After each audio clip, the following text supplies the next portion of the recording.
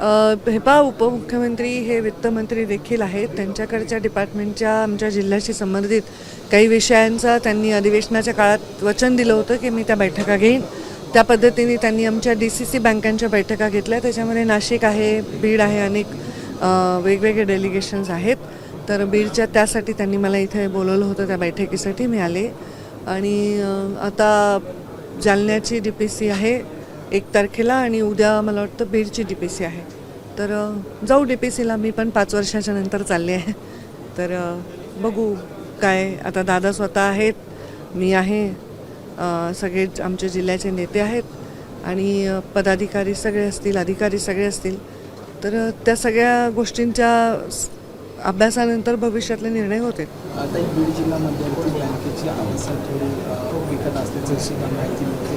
त्या संदर्भात काही चर्चा आणि त्याची त्याच्याच संदर्भातली ही बैठक होती आणि दादांनी चांगली सविस्तर चर्चा केली. दादांना आम्ही सांगितलं, माझ्याकडे बँक 14 ते 20 माझ्या ताब्यात होती बँक.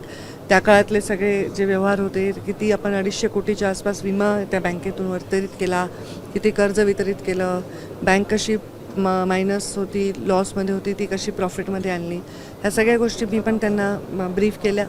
आणि आता प्रशासक असल्यामुळे तिथे काय काय करायला पाहिजे, प्रशासकही चांगल्या भूमिका घेत आहेत.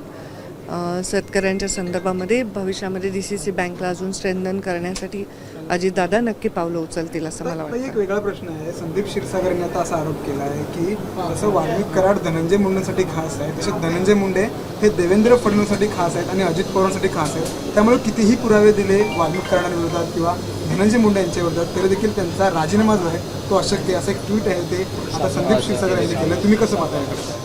मी काहीच पाहत नाही. मी तुमचं फक्त ऐकून घेतलं, बाकी मी काय बोलतो.